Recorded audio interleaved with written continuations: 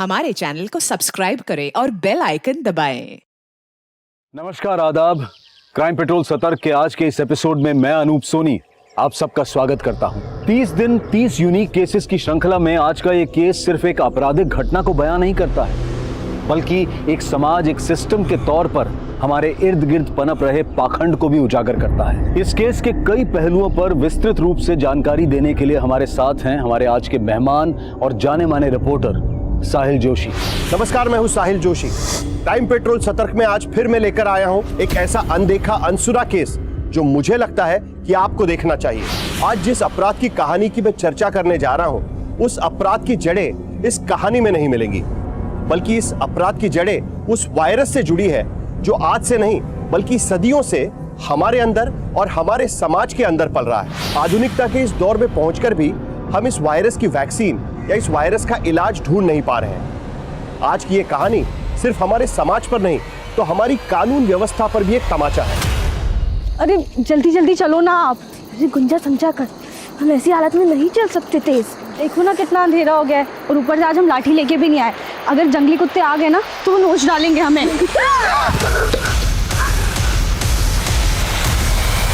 हर घर में शौचालय हो, स्वच्छता अभियान के जरिए सरकार ये बात लोगों तक पहुंचाने की पूरी कोशिश कर रही है, लेकिन यहां मकसद सिर्फ स्वच्छता से नहीं जुड़ा है, बल्कि इसका एक सिरा औरतों की सुरक्षा से भी जुड़ा है। रेप केसेस के आंकड़े बताते हैं कि गांव खेड़ों में कई महिलाओं को तब अपना शिकार बनाया जाता है जब वो शौच के लिए बाहर निकलती हैं। दिन चढ़ने से पहले या सूरज ढलने के बाद अंधेरे की आड़ में अपने शिकार पर घात लगाए बैठे ये दरिंदे मासूम जिंदगियों पर बेरहमी से झपट पड़ते हैं। ये केस भी ऐसी ही एक वारदात बयां कर रहा था।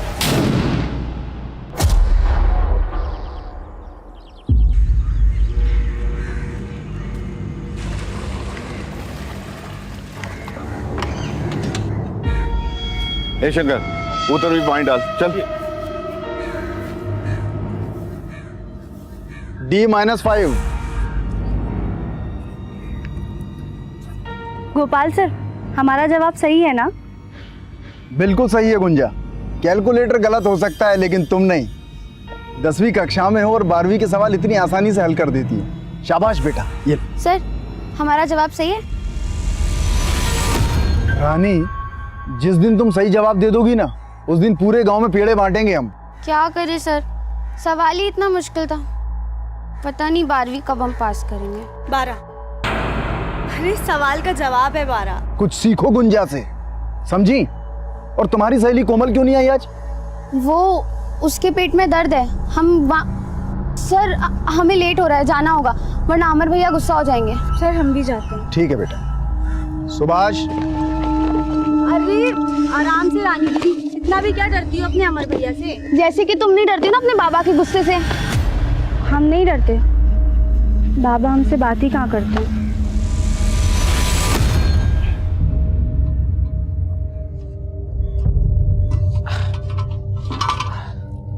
अरे ये नट फिर गिर गया आज, क्या करें इसका।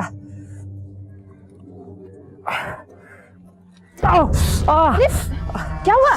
अरे लग गया। आप भी ना चक्का ठीक करने के चक्कर में बार बार चोट लगा लेते। एक बार ठीक से मरम्मत काहे नहीं करवा लेते ठेला का? अब कल किशोरी काका को देके आएंगे, सुबह वही ठीक करेंगे इसको। ये लो पापा, सही हो गया। जो पुराना चेयर नहीं था जो टूट गया था, उसका नेट बोल्ट एकदम अच्छे से फिट हो गया। और पापा ये सारा सामान एक तरफ मत रखा करो, बराबर से रखा करो, तो ये चक्के पे ना ज्यादा बोझ भी नहीं पड़ेगा और नेट भी नहीं निकलेगा फिर तो। चलते हैं।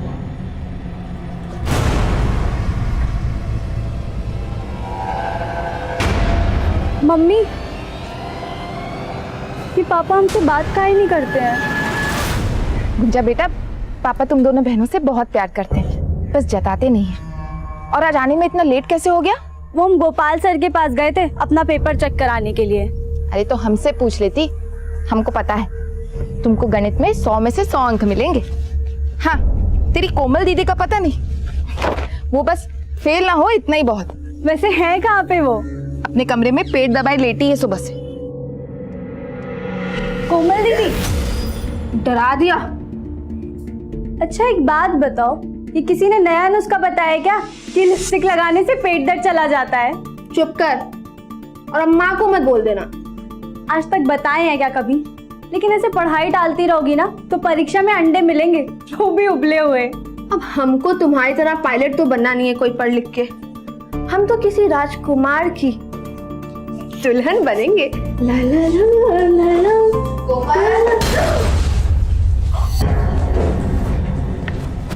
अब तबीयत कैसा है तुम्हारा? मुंह तो देखो कैसा लाल हो पड़ा है। गुंजा, तुम हाथ मुंह धोकर खाना खा लो, हम पानी लेकर आते हैं। अरे नहीं माँ, हम ले आएंगे और रानी दीदी को भी साथ में लेके जाएंगे। हम भी चलेंगे। अरे तुम ठीक भी हो गई? आपके हाथ का काढ़ा पिए थे माँ, ठीक तो होना ही था। अब हम जाएंगे। कोमल, चलो गुंजा।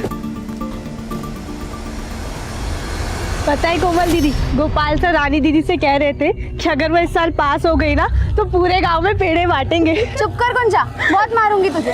ना ये पास होगी ना गोपाल से पेड़े बांटेंगे।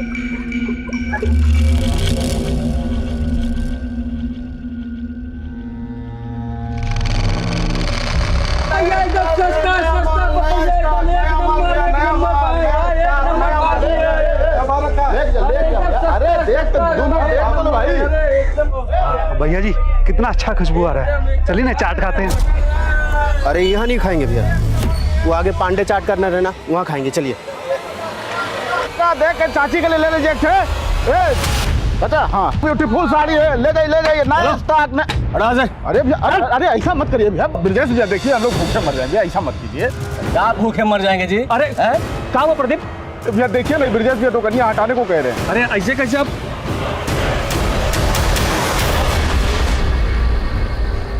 मोबाइल वोबाइल बंद करो, पापा आ गए।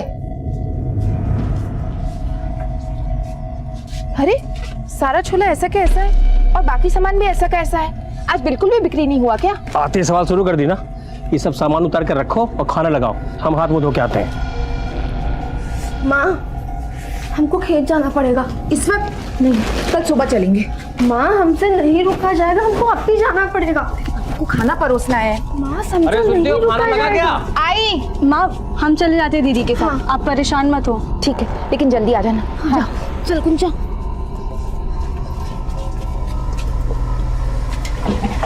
चल, ये समझा कर गुंजा, ऐसी हालत में हम जल्दी नहीं चल सकते। अरे देखो ना कितना अंधेरा हो गया, और ऊपर से आज हम लाठी लेके भी नहीं आए। अगर जंगली कुत्ते आ गए ना तो वो नोच डालेंगे हमें। क्या सारा पानी हम पे डाल दोगी? आप डरा दी काफी हमको। हमने डरा दिया, ध्यान से चला करो। अरे फोन की बैटरी को भी अभी खत्म होना था, अब क्या करें? पास में ही है, जल्दी चलते हैं यहाँ से। हाँ, लेकिन लोटे का पानी तो गिर गया। आगे कहीं से भर लेंगे, अभी चलो। दीदी कुएं से पानी भर लेते हैं। नहीं नहीं, ये बड़े लोग का कुआं है। अरे तो क्या हुआ दीदी, बड़े लोगों का दिल भी बहुत बड़ा होता है, और हमें सिर्फ एक ही लोटा पानी तो चाहिए। ले ले जल्दी ले।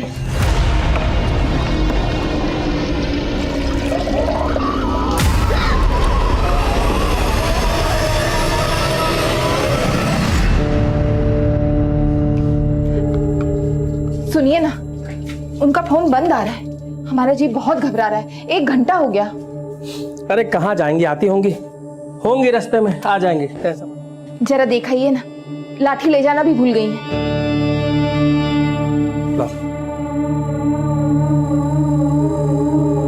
गुंजा, ए कोमल, ए भैया, गुंजा कोमल कहीं देखे हैं क्या? ए प्रदीप, कोमल और गुंजा को देखे हो क्या? क्या हुआ कोमल गुंजा को? अरे 1.5 घंटे से ज्यादा हो गया, खेत गई, अब तक लौटी नहीं है। लौटी नहीं?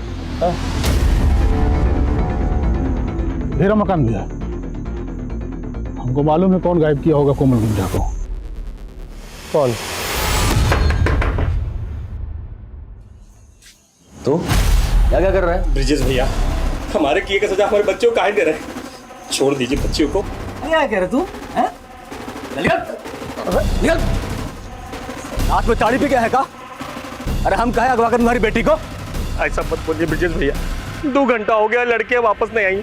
उनकी अम्मा का रो रो के बुरा हाल है भैया। बुरा हाल हो गया तो हम क्या करें? जाके ढूंढो, किसी के साथ भाग गई होंगी। तुम निकले तो कौन सा नया बात है ये सब? ब्रिजेश, मुंह संभाल के बात कर, और सीधे सीधे कह रहे हैं हमारी बेटी को बाहर भेज। चल, नहीं बताएंगे, क्या कर लेगा? छोड़ो। क्या रे, क्या गुंडा ये? एक पुलिस वाले के घर पे आके उसको पीटोगे? मतलब जानते हो इसका? इसने हमारी बेटी को अगवा किया साहब, अंदर छुपा के रखे साहब, पूछो इसको। एक मिनट, अभी हम दूध का दूध पानी का पानी कर देंगे। अंदर जाके चेक करो कौन लड़की है, जो भी अंदर हो उसको बाहर लेके आओ।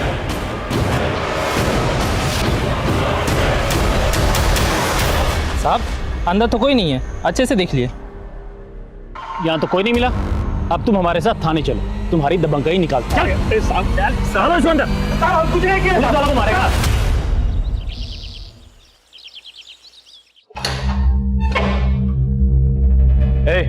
बाहर निकल। आज के बाद अगर किसी पुलिस वालों को छुआ ना तो याद रखना, जिंदगी भर के लिए अंदर चढ़ा देंगे।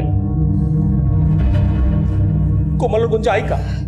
साहब हमारी बच्चे को ढूंढ दीजिए, आप जो कहेंगे हम देंगे, अपना ठेला तक बेच देंगे साहब। हवलदार को भेजे हैं खोजने के लिए, आने दो तो बता दो।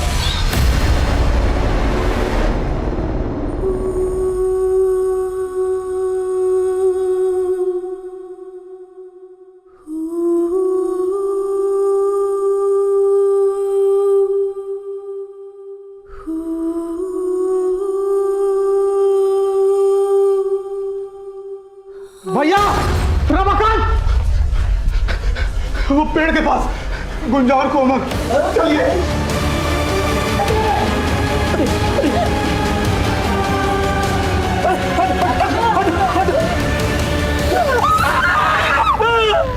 उसे शब्दों में बयान नहीं किया जा सकता। इंसानियत को शर्मसार करने वाली ये घटना अभी और भयानक मोड़ लेने वाली थी।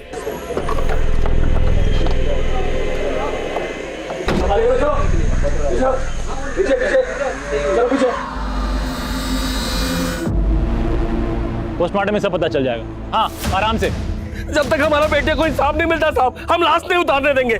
कैसा बेवकूफ वाला बात कर रहे हो? अरे लाश को उतारेंगे, पोस्टमार्टम कराएंगे, रिपोर्ट मंगाएंगे, तब ना इंसाफ दिलाएंगे। इसी पेड़ की छांव में उन दो बहनों ने अपना बचपन गुजारा। ये सुसाइड का मामला है, लेकिन लड़कियों के माँ बाप उसे सिरे से खारिज कर रहे हैं। उल्टा उनका आरोप है कि इस जुर्म के पीछे कानून के ही रक्षक शामिल है। बिहार के टिहरी गांव में जब भी लड़कियां और औरतें रात को किसी काम से बाहर निकलती है, तब जंगली कुत्तों से बचने के लिए अपने हाथ में लाठी जरूर रखती है। लेकिन हमें पता चला है कि उस रात को वो दोनों बहनें खाली हाथ निकली थी। वो जंगली कुत्तों से तो बच निकली, लेकिन जैसे लड़कियों के माँ बाप कह रहे हैं, क्या उनका ये हश्र इंसान के भेष में किसी भेड़िए ने किया है, या फिर पुलिस का जो दावा है वो सच है?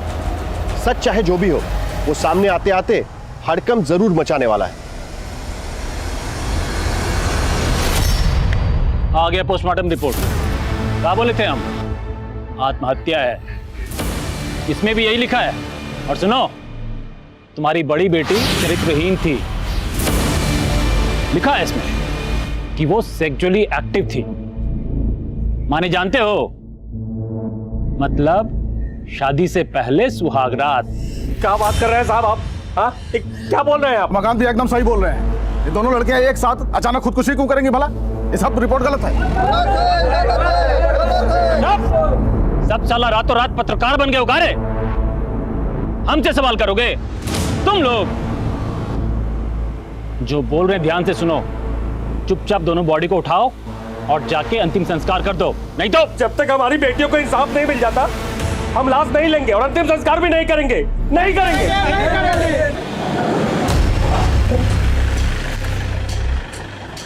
Sir, sub inspector Dinkar. Dinkar, इस केस से रिलेटेड जितने भी पेपर हैं टेबल पे चाहिए मुझे, 5 मिनट में। सर।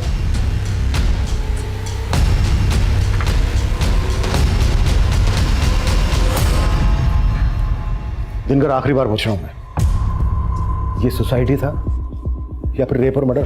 सर 100% सुसाइड है। देखिए ना, पोस्टमार्टम रिपोर्ट में भी तो ये लिखा है। सर खून के धब्बे इसलिए थे क्योंकि दोनों विक्टिम्स का महीना चल रहा था। दोनों बहनों का एक साथ? Are you sure doctor? जी बिल्कुल। रमाकांत संभालो।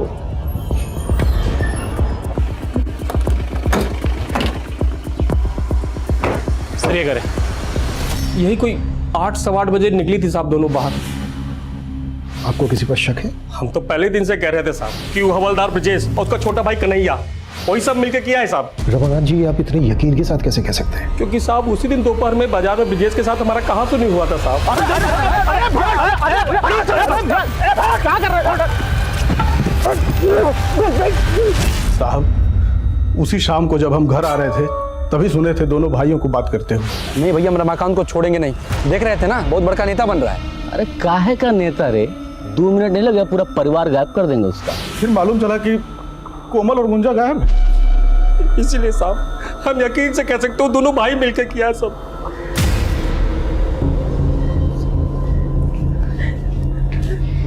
योगिता जी, क्या कोमल और गुंजा का महीना एक साथ आता था?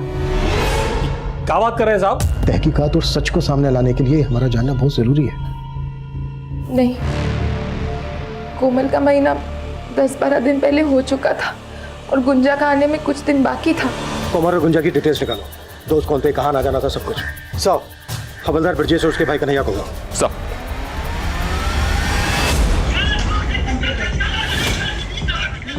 हाँ साहब जी, वो उस दिन मार्केट में हमारा झगड़ा तो हुआ था रमाकांत के साथ, और तुमने उसके परिवार को 2 मिनट में गायब करने की बात भी की थी। साहब, हम कोई गुंडा बदमाश तो है नहीं जो किसी का परिवार 2 मिनट में गायब कर देंगे।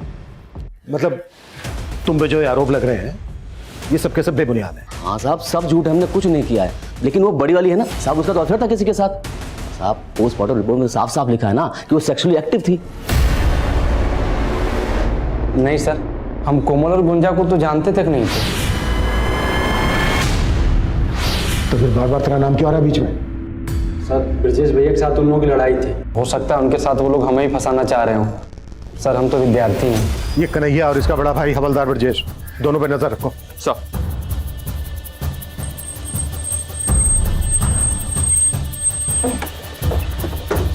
आइए सर। सर, इसी पेड़ से दोनों लड़कियां लटकी हुई थी। आइए ना। 1 मिनट, वर्मा जाओ।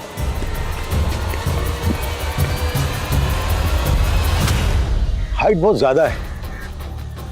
क्राइम सीन से ना तो कोई स्टूल मिला है ना ही कोई कुर्सी। इतनी हाइट पर जाकर फांसी का फंदा बनाना प्रैक्टिकली मुमकिन नहीं है। Right sir. और गौर करने वाली बात यह भी है सर कि अगर इन दोनों को सुसाइड करना था तो यहीं पे आके सुसाइड क्यों किया? बात ही। हाँ बोलो। सर, गांव में पता किया, रमाकांत का रवैया अपने बेटियों के खिलाफ अच्छा नहीं था। उसे बेटे की बड़ी चाह थी, और जब कोमल के बाद गुंजा पैदा हुई तो वो काफ़ी निराश था। बेटियों से सीधे मुंह बात भी नहीं करता था। हमें कोई बात नहीं करना है, और ये ट्यूशन में पैसा खर्चा करने के लिए नहीं है हमारे पास। स्कूल में पढ़ती हो ना तो पढ़ो, वरना छोड़ दो। वैसे भी कोई खास उम्मीद नहीं है तुमसे। वैसे तो अभी तक हम ये मानकर चल रहे हैं कि सुसाइड नहीं मर्डर है, पर यह भी तो हो सकता है कि सर यही पारिवारिक वजह हो दोनों के सुसाइड करने की। नहीं वर्मा, ये सुसाइड तो नहीं लगता। आई एम श्योर ये मर्डर ही है। हाँ, ये हो सकता है कि ब्रजेश और उसके छोटे भाई कन्हैया ने इस कांड को अंजाम दिया। ब्रजेश एक पुलिस वाला है, सबूत मिटाना उसके लिए मुश्किल तो रहा नहीं होगा। कितने ही केसेस में उसने देखा होगा कि सबूत किस तरह। हमारा नाम हरी सिंह है साहब। ये दीवार के पीछे का सारा जमीन और इधर वाला पूरा जमीन वहां तक हमारा ही है साहब, और इस कुएं से हम लोग सिंचाई करते हैं। हरी सिंह जी, आप कोमल और गुंजा को जानते थे? हाँ, गांव के बच्चे हैं साहब। वो यहीं गोपाल मास्टर साहब के पास ट्यूशन पढ़ने आते हैं साहब। अच्छा, जिस दिन दोनों लड़कियों की लाशें मिली थी उस दिन किसी और को देखा था यहाँ पर? नहीं साहब, हमने तो किसी को नहीं देखा। लेकिन हाँ साहब, वो गोपाल मास्टर साहब ने सबसे पहले उन लाशों को देखा था। सर, गुंजा और कोमल दोनों अच्छी लड़कियां थी। गुंजा तो पढ़ाई में बहुत तेज थी, और गणित में उसके जैसी तेज लड़की मैंने आज तक नहीं देखी। बिल्कुल सही है गुंजा, कैलकुलेटर गलत हो सकता है लेकिन तुम नहीं। क्या क्लास में कोई ऐसा लड़का था जिसकी कोमल या गुंजा से अच्छी खासी दोस्ती हो? सर, ऐसा मेरे ध्यान में तो कोई भी नहीं है। हाँ, मैंने गुंजा को सर 1-2 बार एक लड़के के साथ देखा। क्या वो लड़का कन्हैया था? नहीं सर, वो कन्हैया नहीं था। उसे तो मैं जानता हूँ, ये कोई और था और मुझे इसका नाम नहीं मालूम। मास्टर जी, कोमल और गुंजा की लाश सबसे पहले आपने देखी थी, तब टाइम क्या हुआ था? सर, सुबह के तकरीबन 5:30 बजे थे, और मैं उस रात को अपने घर पे नहीं था, मैं अपने मामा के घर गया था। कोमल और गुंजा की लाश के पास आपने किसी और को भी देखा था? हो सकता है कोई यूं ही वहां से गुजर रहा हो, या कोई ऐसी चीज जो आपको थोड़ी अजीब लगी हो। नहीं सर। हेलो। अरे फिक्र मत करो आप, देखो पूछताछ तो होगी ही, हमारा कोई भी कुछ बिगाड़ नहीं पाएगा, समझे? चलो रखता हूं मैं।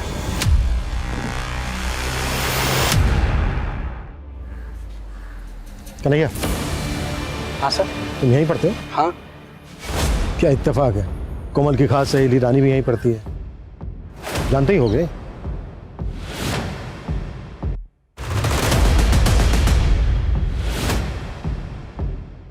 सर, हमें नहीं पता कि कोमल का किस लड़की के साथ मिलना जुलना था। याद करने की कोशिश करो रानी। रानी चलो जल्दी। सर हमें कुछ नहीं पता, वो भैया आ गए तो हमें जाना होगा।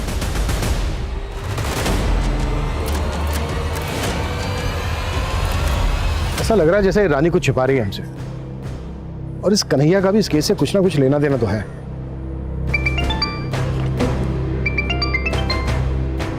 हाँ विशाल। सर गांव वालों ने बताया कि गुंजा को कई बार एक लड़के के साथ देखा गया था, लेकिन वो लड़का इस गांव का नहीं है। गोपाल मास्टर जी जिस लड़के के बारे में बता रहे थे, शायद ये लड़का वही हो। विशाल एक काम करो, गुंजा के स्कूल जाओ, वहां से पता करो, शायद वहां से कोई जानकारी मिले। Okay sir. कोमल और गुंजा 10 मार्च की रात को 8 सवा 8 बजे घर से निकली और अगले दिन तक उनकी कोई खबर नहीं। फिर 12 मार्च की अर्ली मॉर्निंग इन दोनों लड़कियों की लाशें 10 मार्च की रात से लेकर 12 मार्च की सुबह तक, ये दोनों लड़कियां कहीं तो थीं, या तो अपनी मर्जी से।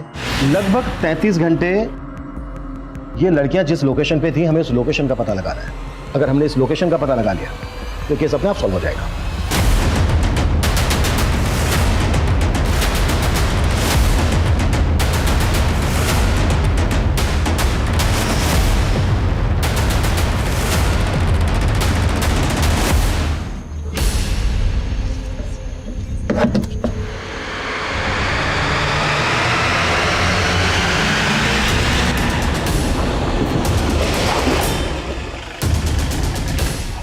आइए सर।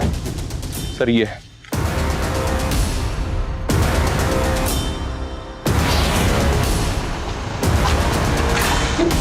वर्मा, ये जगह सील करो और फॉरेंसिक को बुलाओ। अगर कोमल और गुंजा यहाँ थे तो उनके साथ जो हुआ है वो किसी हैवानियत से कम नहीं है। ये जो टायर के निशान है, ये किसी हैवी व्हीकल के हैं, एसयूवी, ट्रक या टेम्पो। आसपास पता करो कि इस तरह की किसी बड़ी गाड़ी को देखा गया था क्या। Okay sir. पोस्टमार्टम रिपोर्ट में सुसाइड दिखाया तो क्या हुआ? दोनों लड़कियों की लाशों को देखकर नहीं लगा तुम्हें कि उनका रेप और मर्डर हुआ है? हम तो वो क्या वो किसे बचाने की कोशिश कर रहे हो? हवलदार ब्रजेश और उसके छोटे भाई कन्हैया को? नहीं सर, हम किसी को नहीं बचा रहे। हमने अपनी कार्रवाई पूरी ईमानदारी से की है सर। अब ये नया मोड़ कैसे आ गया हमें कुछ समझ में नहीं आ रहा है। समझ में नहीं आ रहा है ना? कोई बात नहीं, अब घर जाकर शांति से समझना। सस्पेंड किया जाता है तुम्हें। आउट। ये रही फॉरेंसिक रिपोर्ट। हमें जो दांत मिला था वो गुंजा का ही था। दोनों लड़कियों का ब्लड ग्रुप मैच हो गया है कलेक्टेड ब्लड से। दोनों लड़कियों के साथ सिर्फ रेप ही नहीं किया गया है, बल्कि उनको बुरी तरह से मारा गया है। मारने से पहले उनको बुरी तरह से तड़पाया गया है। लेकिन आपकी पोस्टमार्टम रिपोर्ट में ना तो रेप का जिक्र है, ना ही असॉल्ट का वार। सर वो हमारा पहला पोस्टमार्टम रिपोर्ट था, हमें कुछ समझ नहीं आया सर। बकवास मत करो, तुम सबके सब मिले हुए हो। I will report about this. उन दोनों लड़कियों के साथ सिर्फ उन हैवानों ने ही जुल्म नहीं किया है, बल्कि तुम सब भी शामिल हो इसमें। Out out.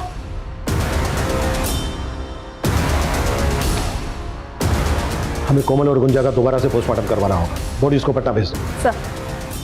Sir teacher Gopal ने गुंजा को जिस लड़के के साथ देखा था उसका पता चल गया। मोहित नाम है उसका, गुंजा के स्कूल का ही। जी सर, गुंजा को हम जानते थे, 2 क्लास सीनियर थे सर। फिर भी वो हमें मैथ्स पढ़ाती थी, बहुत होनहार थी। तू पसंद करता था गुंजा? जी सर, पर एज अ फ्रेंड। मेरे कहने का मतलब है हम उसे लाइक करते थे, लेकिन दिल की बात कभी उसे बता नहीं पाए। तो 10 मार्च को जिस दिन गुंजा मिसिंग हुई, तुझे नहीं पता वो कहाँ गई थी?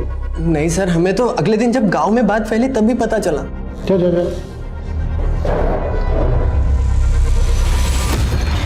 सर, पटना से कोमल और गुंजा की पोस्टमार्टम रिपोर्ट्स आ गई। सर रिपोर्ट्स में लिखा है कि दोनों लड़कियों की बॉडी पे इंजरी मार्क्स मिले, लेकिन रेप का कोई साइन नहीं है और मौत का कारण सुसाइड ही था। What? ऐसा कैसे हो सकता है? कोमल गुंजा को इंसाफ दो, इंसाफ दो, इंसाफ दो। पुलिस प्रशासन, हाय हाय। मुजरिमों को सजा दो, सजा दो, सजा दो। मुजरिमों को सजा दो, सजा दो, सजा दो।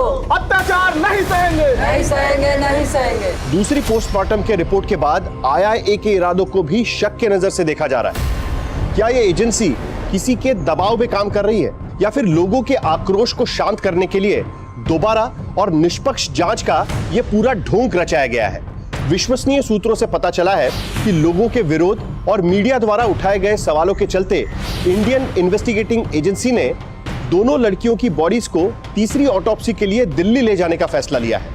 क्या तीसरी ऑटोप्सी से जांच को कोई नई दिशा मिलेगी या ये केस भी पुलिस रिकॉर्ड में बंद पड़ी अनगिनत फाइलों की तरह धूल फाकती रह जाएगी? वर्मा, इस केस में हमसे कुछ तो छूट रहा है। ये सुसाइड केस तो बिल्कुल नहीं है। विक्टिम की फैमिली का भी यही मानना है और मेरा भी। सर, हमने अभी तक जितने भी एंगल्स टटोले हैं, हमें हर तरफ डेड एंड ही मिला है। जिस जगह पर उन लड़कियों को टॉर्चर किया गया था, वहां वो टायर के मार्क्स किस गाड़ी के हैं, ये भी अभी तक पता नहीं चला हमें। वर्मा, एक काम करते हैं, इस केस से रिलेटेड जितने भी डॉक्यूमेंट्स हैं, कॉल रिकॉर्ड्स, रिपोर्ट्स, फोटोग्राफ्स, सबको दोबारा से अच्छे से स्कैन करते हैं। शायद ऐसा कुछ मिल जाए जो अब तक हमसे छूट रहा है।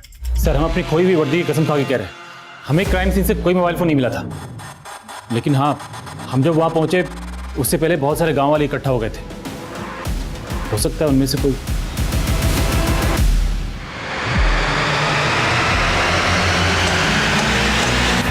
सर, कोमल के फोन की डिटेल्स आ गई हैं। पिछले 2 महीने में कोमल और कन्हैया के बीच में तकरीबन 400 कॉल्स हुए सर। तो ये कन्हैया की रासलीला है?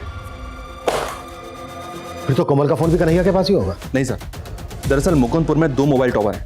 एक कन्हैया के एरिया में है और दूसरा इन दोनों लड़कियों के एरिया में। लेकिन सर, कोमल का फोन कन्हैया के एरिया में एक्टिव नहीं था। तो फिर कोमल का फोन कहाँ एक्टिव था?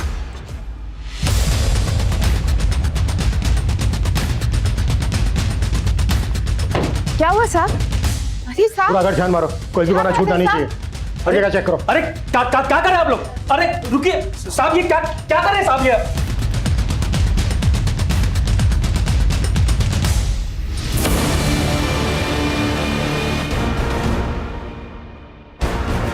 ये कांच का टुकड़ा मिला है, लगता तो मोबाइल का ही है। उस तरफ।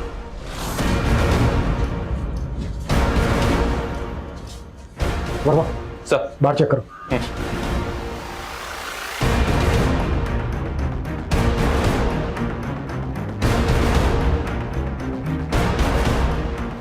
सर, ये टूटा हुआ मोबाइल मिला है। और कितनी एक्टिंग करनी है रमाकांत, या फिर सच बोलना है? कैसा सच? क्या बोल रहे हैं ये? योगिता जी, ये क्या बताएगा? मैं बताता हूँ। कोमल कन्हैया से प्यार करती थी और ये बात आपके पति थे रमाकांत को पता चल गई, इसलिए कोमल और गुंजा दोनों को मार डाला इसने।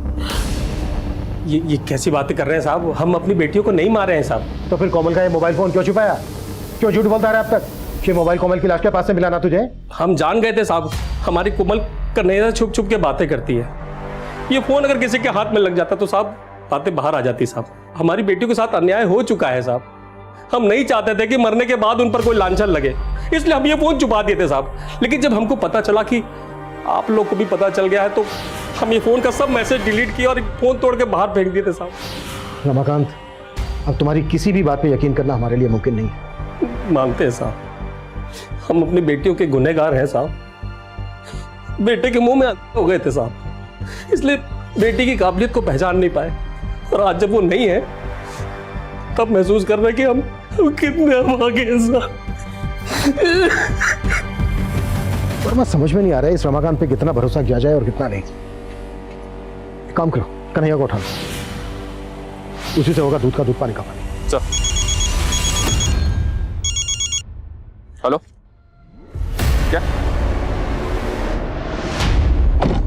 क्या हुआ वर्मा? दिल्ली से पोस्टमार्टम रिपोर्ट आ गई सर। हाँ सर, हम कोमल को चाहते थे, लेकिन 2 महीने पहले गुंजा ने हमको देख लिया था। सर, गुंजा की उसकी बहन के साथ अच्छी बनती थी, इसलिए उसने किसी को बताया नहीं। लेकिन फिर हमारा कोमल से झगड़ा हो गया और उसने हमारा फ़ोन उठाना बंद कर दिया। फिर हमने कोमल की बेस्ट फ्रेंड रानी की मदद ली, उसे एक सॉरी कार्ड और एक फूल दिया कि वो कोमल को दे दे। सच्चाई अब मैं बताता हूँ तुझे।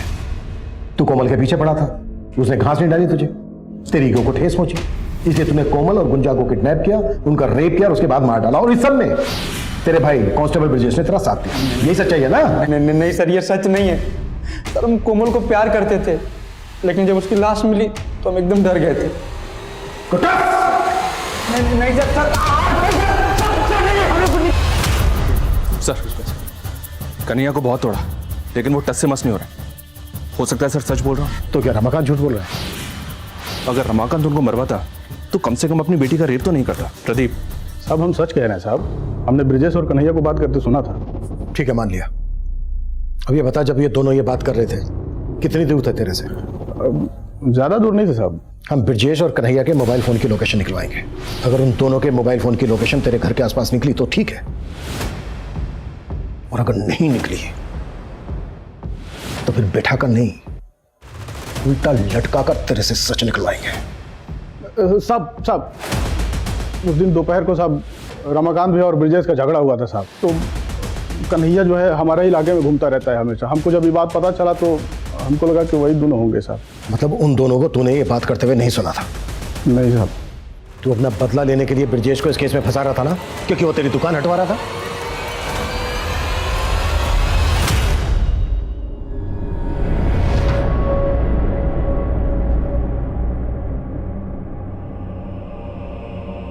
माँ क्या बना रही हो?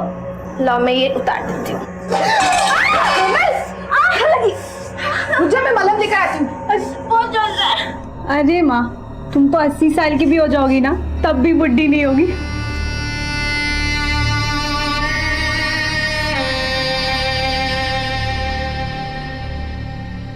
माँ ये दुपट्टा कैसा लग रहा है हम पे?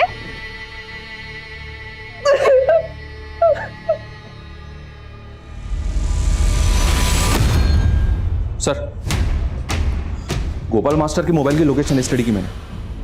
12 मार्च की रात को वो अपने मामा के घर पे था, लेकिन रात को 1 बजे वो घर वापस लौट आया था। सर हम रात को ही मामा के घर से जल्दी आ गए थे। तो पहले हमसे झूठ क्यों बोला था? कहीं ऐसा तो नहीं है कि तू भी शामिल है इस कांड में? नहीं सर हम बहुत डर गए थे सर।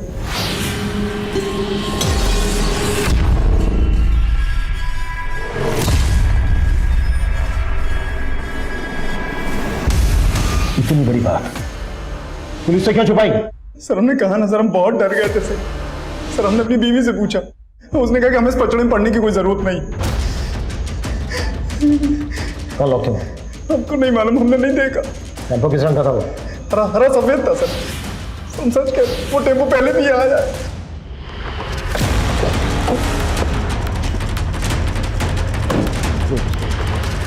सर इस लिस्ट में गांव के ऐसे 50 लोगों के नाम हैं जो अक्सर टेम्पो हायर करते हैं। उनमें से 4 या 5 लोग ऐसे हैं जो ज्यादातर हरे और सफेद रंग का टेम्पो हायर करते हैं। इन सबको उठाना, बैकग्राउंड चेक करो इनकी, और पता करो कि 10 मार्च से लेकर 12 मार्च के बीच ये कहाँ है। Okay sir.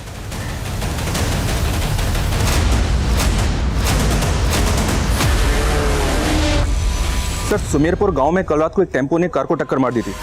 कार में बैठे सभी लोगों की डेथ हो गई है। तुम कहना क्या चाह रहे हो? ये वही टेम्पो है जिसकी हमें कोमल और गुंजा के केस में तलाश थी, और उस टेम्पो का ड्राइवर अभी लॉकअप में। हमारा नाम तो मनीष है। 10 से 12 मार्च के बीच में हमारा टेम्पो कहाँ था हमें नहीं मालूम है साहब, क्योंकि ये टेम्पो हमने 1 महीना पहले ही विजय से खरीदा है। नंबर दे विजय। जी सर। ये मनीष का बैकग्राउंड तो क्लीन है सर, लेकिन टेम्पो का ओरिजिनल मालिक विजय 10 और 12 मार्च की रात को समस्तीपुर के टेरी गांव में मौजूद था अपने 2 साथियों के साथ। ये देखिए सर, राहुल और सुनील। और उस घटना के कुछ दिनों के बाद इन तीनों ने ये गांव छोड़ दिया था। अभी इस वक्त तीनों के मोबाइल फोन कहाँ एक्टिव है? विजय का गुड़गांव में, राहुल का मुंबई में और सुनील का बेंगलोर में। लेकिन एक बात है सर, ये राहुल हरी का रिश्तेदार है। इस हरी को उठाकर पूछें। नहीं, अगर ऐसा करेंगे तो ये तीनों अलर्ट हो सकते हैं। हम इन तीनों को एक साथ एक ही वक्त पर उठाएंगे। Right sir.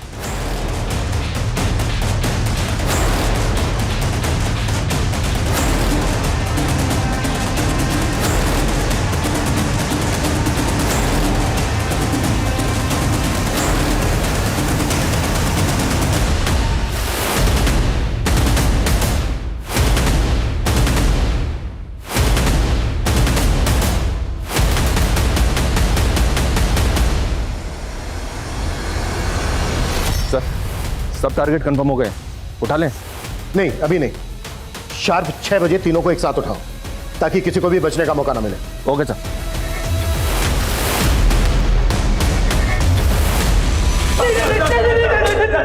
वर्मा, रोना तो अब तुम लोगों को जिंदगी भर है। चलो हो जाओ शुरू। बोलो क्यों किया ये सब?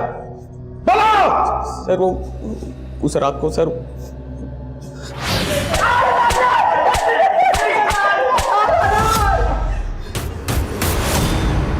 इस राहुल के सीडीआर में एक नंबर यहाँ का भी मिला है।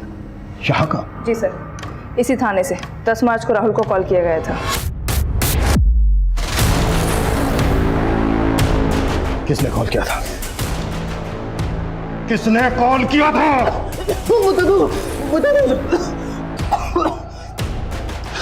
सर जिस रात को हम लोग टेम्पो लेकर जा रहे थे उस रात को दरोगा साहब ने हमें रोका था।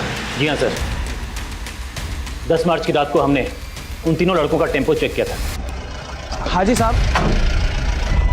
ये हेडलाइट कैसे खराब है? साहब वो थोड़ी सी बिगड़ गई है। बिगड़ गई? एक लाइट से गाड़ी नहीं चला सकते, पता है ना? कहाँ से आ रहे हो? ये पीछे वाली सड़क से आ रहे थे। एक्सीडेंट किया हो कहीं? नहीं साहब, कुछ भी नहीं किया। टेम्पो में पीछे क्या है? पीछे बोल के दिखाओ। ए साहब पीछे आओ। तुमने उन दोनों लड़कियों को उस टेम्पो में देखा था, फिर भी वो टेम्पो जाने दिया क्यों? क्यों? गुंजा को हम उसकी औकात दिखाना चाहते थे। हमारे भतीजे के पीछे पड़ी थी वो। तुम्हारा भतीजा? मोहित भतीजा हमारा। वो उसको फंसा रही थी सर। औकात से बढ़ के सपने देख रही थी वो लड़की। उसके समाज के लोग हमारे घर के सामने से गुजरते नहीं है। गुंजा? सर दरोगा बाबू के साथ हमारी डील हो गई थी कि वो हमें छोड़ेंगे, बदले में हम उनको लड़कियां परोसेंगे। लेकिन हमने लड़कियों का रेप नहीं किया। सुन, इनके लोगों ने पूरा गांव से तो उठा रखा है। बेहतर होगा तुम लोग निकलो अभी के अभी। चलो। अरे लेकिन इन लड़कियों का क्या करें? उड़ने का शौक है ना इनको, हवा में लटकाते हैं। तो पोस्टमार्टम रिपोर्ट भी तो नहीं बदलवाई थी ना? जी सर, पटना हॉस्पिटल में हमारा आदमी है, हमने उसी को बोल के रिपोर्ट्स बदलवाए। ऐसी भी क्या दुश्मनी थी तुम लोगों की उन दोनों लड़कियों से जो पहले उनका रेप किया और उसके बाद इतनी बेरहमी से मार डाला दोनों को? ये हट। पूरा पानी अशुद्ध कर दिया। तुम लोगों को बात समझ में नहीं आती क्या? लातों के भूत बातों से नहीं मानते। चलो आज इनको तबियत से सिखाते हैं। ए विजय, इनको पकड़ टेम्पो में डाल। एक लोटा पानी? अरे एक लोटा पानी तो तुम लोग कुल्ला करके फेंक देते हो। सिर्फ एक लोटा पानी के लिए तुमने दो लड़कियों का रेप किया, उन्हें इतनी बेरहमी बेदर्दी से मार डाला। इतना कुट्टों की इनकी चीखें मुझे मेरे केबिन में सुनाई देनी चाहिए। बतौर पत्रकार हमारे सामने कई केसेस आते हैं, लेकिन कुछ केसेस ऐसे होते हैं जिनकी हकीकत निश्शब्द कर देती है। नेशनल क्राइम ब्यूरो में महिलाओं के खिलाफ बढ़ते अपराध के आंकड़े महज आपराधिक आंकड़े नहीं है, बल्कि हमारे देश में महिलाओं की परिस्थिति और महिलाओं के प्रति हमारी सामाजिक सोच की घिनौनी तस्वीर पेश करते हैं। और तो और किसी खास तबके के लोगों के शोषण की मंशा से उनकी बहू बेटियों को यूं निशाना बनाना हमारे समाज की रूह में बसे उस वायरस को दर्शाता है जिसका इलाज किसी भी लैबोरेटरी में मिलना नामुमकिन है। इस वायरस की दवा हमारे भीतर है। जब तक हम हमारी मानसिकता नहीं बदलेंगे तब तक ये वायरस विकराल रूप लेता रहेगा। इस केस के सारे आरोपी इस वक्त न्यायिक हिरासत में हैं। गुंजा और कोमल के माता पिता को कानून यकीनन न्याय दिलवाएगा, लेकिन क्या कोई भी कानून उनके दुख को कम कर सकता है? जाति भेद, महिला उत्पीड़न और कानून व्यवस्था में मौजूद कमियां, ये केस समाज में फैली इन सारी स्थितियों को उजागर करता है। औरतों के खिलाफ हो रहे अपराध हमारे समाज पर लगा एक कलंक है। एक समाज तभी प्रगति कर सकता है जब उस समाज में रहने वाली हर महिला को सम्मान और बराबरी का मौका मिले। अब मैं अनूप सोनी आपसे विदा लेता हूं। फिर मुलाकात होगी क्राइम पेट्रोल सतर्क में एक और नए केस के साथ और उस पर हमारे एक्सपर्ट के विश्लेषण के साथ। तब तक अपना और अपने परिवार का ख्याल रखें, सतर्क रहें, सुरक्षित रहें और देखते रहें क्राइम पेट्रोल सतर्क। जय Hind. For more updates, subscribe to our channel, click the show links and enjoy watching the videos.